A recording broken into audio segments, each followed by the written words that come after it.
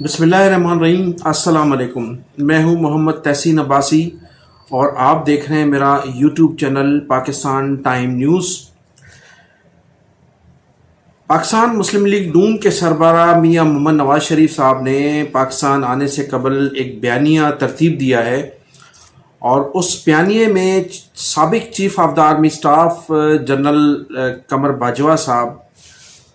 سابق D G I S I جناب general فیض حمید صاحب، سابق چیف جسٹس، دو سابق چیف جسٹس، ایک جسٹس سابق ثاقب نثار صاحب اور دوسرے ہیں جسٹس کھوسا صاحب، تو ان چار شخصیات کو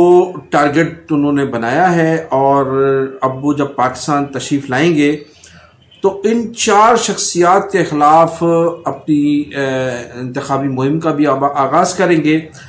اور ان کو انہوں نے ابھی سے ہی لندن میں بیٹھ کر ٹارگٹ کیا ہے، اور ان کا کہنا ہے کہ یہ چار ایسی شخصیات تھیں جنہوں نے اصل میں پاکستان کو تباہی کے دہانے پر پہنچایا۔ میاں محمد نواز شریف کا کہنا ہے کہ اگر یہ چار شخصیات میرے خلاف سازشیں نہ کرتیں تو میرے خلاف سازشیں کرنے کا مقصد ہے پاکستان کے خلاف سازشیں کی گئی، اور پاکستان آج جس نہج پر ہے ان چاروں شخصیات کا جو ہے بڑا اہم کردار ہے، اور ان چاروں کرداروں کے خلاف اگر کارروائی نہ کی گئی، انہوں نے یہ بھی کہا کہ میں انتقامی کارروائی کرنے کا ارادہ نہیں رکھتا اور انتقامی کارروائی بھی نہیں کروں گا، لیکن اگر ان چار شخصیات کے خلاف جن لوگوں نے پاکستان کو اس نہج پر پہنچا دیا ہے کہ جہاں عام غریب آدمی پریشان ہے، مہنگائی ہے، بے روزگاری ہے، تو پھر یہ 24 کروڑ عوام کے یہ چار شخصیات، انہوں نے کہا یہ 24 کروڑ عوام کی جو مشکلات میں اضافہ کیا ہے، ان چار شخصیات نے اضافہ کیا ہے، اور یہ اگر چار شخصیات میرے خلاف اگر سازشیں نہ کرتیں، مسلم لیگ نون کے خلاف سازشیں نہ کرتیں،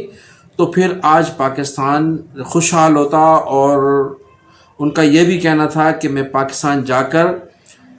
چوتھی مرتبہ وزیر اعظم بنوں گا، اور پھر پاکستان کو اس دلدل سے نکال کر ایک مرتبہ پھر مضبوط پاکستان اور خوشحال پاکستان بنا کر دم لوں گا۔ لیکن ان چاروں شخصیات کے خلاف کارروائیاں ہونی چاہیے، ان کا احتساب ہونا چاہیے، اور ان کے خلاف ان 24 کروڑ عوام کا مقدمہ درج ہونا چاہیے،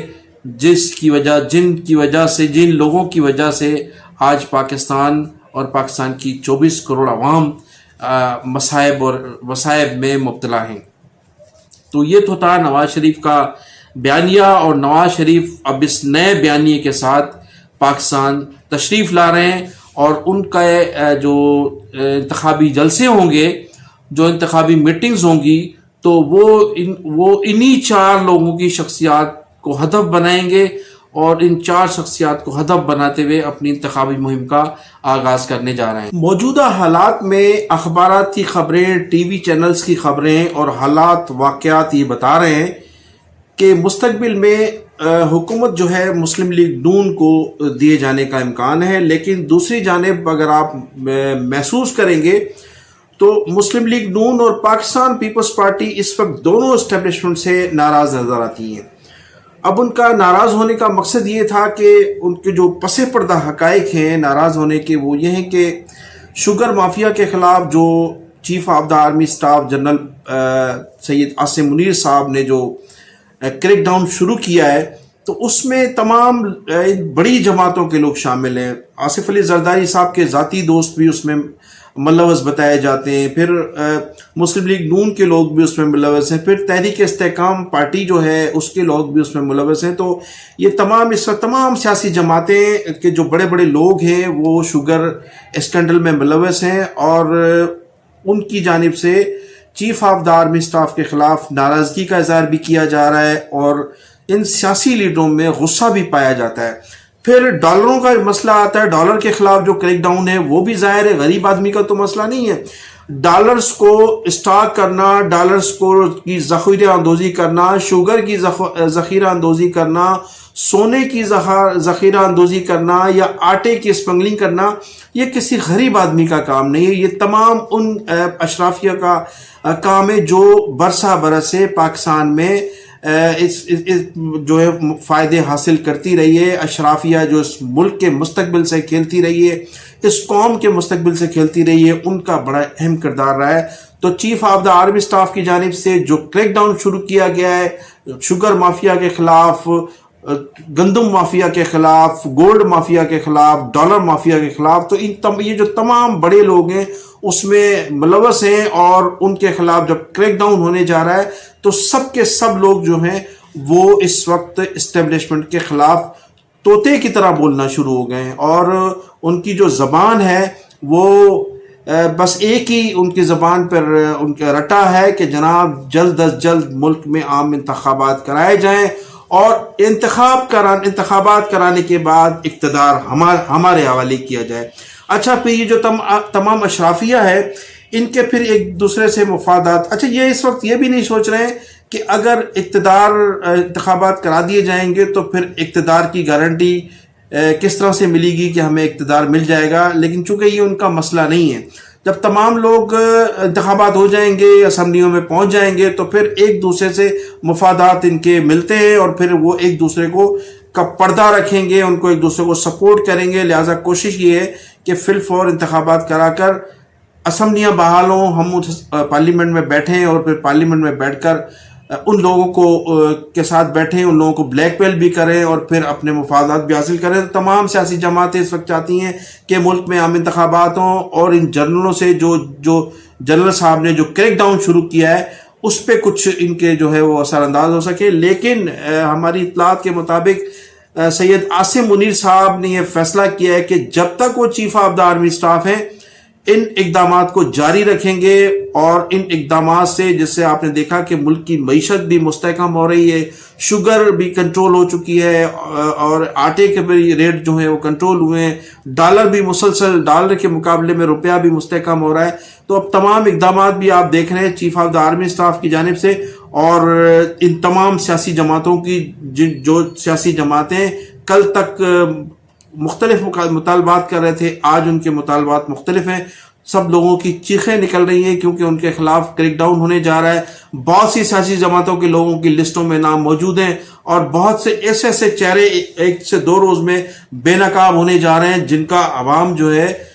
تصور بھی نہیں کر سکتے، اور جو اس قوم کے مسیحا کہلاتے تھے ان کے نام اور ان کے چہرے بہت جلد عوام کے سامنے ہوں گے، اور لوگ دیکھیں گے کہ ان لوگوں نے جس طرح سے ملک کو لوٹا ہے، اور یہ جو غریب کے مسیحا بنے ہوئے تھے وہ کس طرح سے ماضی میں اس قوم کو لوٹتے رہے ہیں۔ ناظرین، اس وقت جو ہماری ملک کی اشرافیہ ہے، اور خاص طور پر وہ سیاسی جماعتیں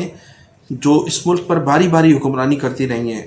ایک جماعت پاکستان پیپلز پارٹی جس کے لوگ دبئی میں بیٹھ کر آئندہ کی حکمرانی کا سوچ رہے ہیں کہ کس طرح سے اب اگر حکومت ملے گی تو کس طرح سے مبینہ طور پر اس ملک کو لوٹا جائے گا، کون کون سے وسائل پر قبضے کیے جائیں گے۔ پھر ایک دوسرا گروپ ہے مسلم لیگ نون کا، وہ لندن میں بیٹھ کر یہ پلاننگ کر رہا ہے کہ اگر اب اقتدار ملے گا، اقتدار لیا کس طرح سے جائے، اور کس کس کو ایڈجسٹ کیا جائے گا، سندھ کس کو دیا جائے گا، سندھ میں کس کو فٹ کیا جائے گا، فرنٹیئر میں کون آئے، کے پی کے میں کون آئے گا، بلوچستان میں کس کو رکھنا ہے، مرکز میں بندر بانٹ کی جا رہی ہے، اقتدار کی بندر بانٹ ہو رہی ہے کہ کس کس کو کہاں جو ہے وہ رکھا جائے گا، اور کس کس کا کیا کردار ہوگا۔ تو دونوں جماعتیں اس وقت، کچھ جماعتیں ایسی ہیں جو پاکستان میں بیٹھ کر یہ پلاننگ کر رہی ہیں کہ ہمیں اب کیا کرنا ہوگا اور کس کے ساتھ اطاعت کرنا ہوگا۔ لامالا اس وقت دو سیاسی جماعتیں ہیں، ان کے ساتھ ظاہر دوسری سیاسی جماعتیں بھی الائنس بنائیں گی اور اس میں اپنا شیئر مانگیں گی۔ تو اس وقت جو ہے وہ سوچ بچار کیا جا رہا ہے، لیکن عوام کے لیے کوئی سوچنے کے لیے تیار نہیں ہے کہ مستقبل میں تیل پیٹرول جو ہے اس کی قیمتیں کیسے کم کی جائیں گی، آئی ایم ایف سے کیا معاہدے کیے جائیں گے، آٹا کیسے کم کیا جائے گا، لوگوں کو کس طرح سے ریلیف دیا جائے گا۔ دنیا میں جدید طریقے سے ایگریکلچر میں جو ہے کام ہو رہا ہے اس پر، اور فصلوں پر جو ہے بڑی تحقیقات ہو رہی ہے، لیکن ہمارے یہاں کوئی سوچ بچار نہیں ہے کہ کوئی حکمران یہ سوچنے کے لیے تیار نہیں ہے کہ جو ہمارے ایگریکلچر کے جو لوگ ہیں ان کو کس طرح سے ریلیف دیا جائے تاکہ زیادہ سے زیادہ پیداوار ہو. اور چونکہ ہمارا ایگریکلچر پہ ہمارا ملک ڈپینڈ کرتا ہے تو ہمیں جو ہے وہ کس طرح سے زیادہ سے زیادہ پیداوار دینی چاہیے. تو اس پر سوچ نہیں ہے لیکن اقتدار پر سوچ ہے کہ کس طرح سے اقتدار حاصل کیا جائے, کس طرح سے جو ہے لوگوں کو بیوقوف بنایا جائے, کون کون سے نئے نعرے بنائے جائیں. اس وقت یہ فیصلے ہو رہے ہیں. لیکن chief of the army staff کی جانب سے جو فیصلے سامنے آئے ہیں اس میں تمام ان لوگوں کی گرفتاری عمل میں لائی جا رہی ہے. 102 روز میں آپ رزلٹ دیکھیں گے کہ وہ اراکین اسمبلی, وہ پارلیمنٹرین جو معتبر سمجھے جاتے تھے, جن کا نام جو تھا بڑی عزت و احترام سے لیا جاتا تھا, آپ کو پتہ لگے گا کہ اس نے اس ملک کو کس قدر لوٹا ہے. بہت سے لوگ ایسے نام ہیں, بہت سے ان لوگوں کے, کچھ لوگوں کے نام نہیں ہیں تو ان کے جو ساتھی ہیں ان کو کرداروں کا نام منظر عام پر آیا. تو یہ جو چیخیں نکل رہی ہیں تمام سیاسی جماعتوں کے لوگوں کی, یہ اسی وجہ سے ہے کہ 1131 آدمیوں کی جو فہرست ہے اس فہرست میں ایسے ایسے چہرے سامنے آنے والے ہیں 1 سے 2 روز میں, جن لوگوں کو آپ دیکھیں گے کہ ان لوگوں نے جو ہے وہ کس طرح سے اس ملک کے وسائل کو لوٹا ہے اور آج ملک جس نہج پر ہے وہ کن لوگوں کی وجہ سے کس طرح سے پہنچا ہے. جس طرح سے میں پہلے بھی عرض کر چکا ہوں, تو ابھی تمام سیاسی جماعتیں اس سوچ بچار میں ہیں کہ ہمیں اب آئندہ کی حکمت عملی کیا اختیار کرنی چاہیے. تو بہت سے ایسے چہرے ہیں جو ملک سے فرار ہونے میں کامیاب ہو گئے. اب ان کا جو ملک سے فرار ہونے کا جو کامیابی ہے وہ ہماری نگرانوں پر کی نااہلی کی وجہ سے. میں چونکہ زیادہ معلومات مجھے سندھ کے حوالے سے, تو میں آپ کو یہ بتانا ضروری سمجھوں گا کہ اس وقت ہمارے نگران وزیر اعلیٰ جو ہیں جناب جسٹس مقبول باقر صاحب, ان کی جو کہ اس وقت جو ان کے کلوز ترین لوگ ہیں, ایک ان کے جو پرنسپل سیکرٹری ہیں آغا واصف, جن پر نیب میں مقدمات بھی تھے اور وہ ماضی کی حکومتوں کے بڑے چہیتے رہے, بہت کلوز رہے. ان کے جو تعلقات ہیں, ان کے جو معاملات ہیں, اگر ان کا ٹیلی فون چیک کیا جائے تو آپ کو روزانہ کی بنیاد پر پتہ لگ جائے گا کہ کہاں سے ان کو ٹیلی فون آتے ہیں, کون کون سیاستدان ان کو انسٹرکشن دے رہا ہے. پھر دوسرا شخص ہے رشید چنا, اس وقت سی ایم ہاؤس میں موجود ہے اور وہ بھی تمام خبریں اپنے آقاؤں کو پہنچا رہے ہیں کہ اب سی ایم ہاؤس میں کیا ہو رہا ہے, کون سے فیصلے ہونے جا رہے ہیں اور کون سے فیصلے اوپر سے مسلط کیے گئے ہیں کہ ان پر عمل درآمد کیا جائے. تو اس طرح سے گرفتاریاں بھی جو ہے وہ ابھی تک نہیں ہو پائی ہیں, بلکہ کچھ M P M N As فرار ہونے میں بھی کامیاب ہو گئے. ان کی وہ لوگ جو فرار ہوئے ہیں اس میں ایف آئی اے کے بعض افسران کا بڑا اہم کردار ہے جو اپنے آقاؤں کو خبریں پہنچا رہے ہیں. ایک ایم پی اے تو میں آپ کو بتا دوں کہ کماڑی کے ایم پی اے تھے آسکانی صاحب, جو ہیں وہ فرار ہونے میں کامیاب ہو گئے چونکہ ان کو فی الفور گرفتار کرنا تھا. اور وہ چونکہ خبر لیکیج ہوئی ہے, خبر لیک ہونے کے بعد اس کو فرار ہونے میں نہ صرف بتایا گیا بلکہ فرار ہونے میں اس کو مدد دی گئی ہے. تو جب تک آپ اپنے پی ایم ہاؤس سے اور سی ایم ہاؤس سے, گورنر ہاؤس سے مقبروں کو فارغ نہیں کریں گے, ان کو نہیں نکالیں گے,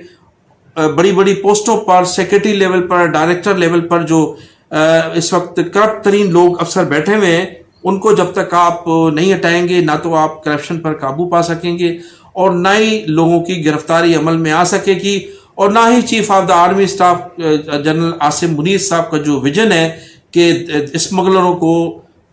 شوگر مافیا کو, آٹا مافیا کو, ڈالر مافیا کو, کرنسی مافیا کو فی الفور گرفتار کیا جائے, لینڈ گربرز کو گرفتار کیا جائے اور جو بھی غیر قانونی کام میں ملوث ہیں ان کو گرفتار کر کے کیفر کردار تک پہنچایا جائے. تو ان کے ویژن اس وقت تک کامیاب نہیں ہو سکتا جب تک نگران اپنے ارد گرد رائٹ اور لیفٹ جو لوگ موجود ہیں, ماضی کی حکومتوں کے مقبر جو اپنے آقاؤں کو خبریں پہنچا رہے ہیں, ان کو جب تک نہیں ہٹائیں گے اس وقت تک آپ اس ویژن میں, اس معاملات میں جو عاصم منیر صاحب لے کر چلے ہیں, اس میں آپ کی کامیابی خاصی آپ کو مشکلات پیش آئیں گی اور مشکلات پیش آ رہی ہیں. تو ناظرین میں انہی الفاظ کے ساتھ آپ سے اجازت چاہوں گا کہ آپ میرے چینل کو سبسکرائب بھی کیجیے گا اور کمنٹ سیکشن میں جا کر اپنی قیمتی رائے کا اظہار ضرور کیجیے گا۔ پاکستان زندہ باد۔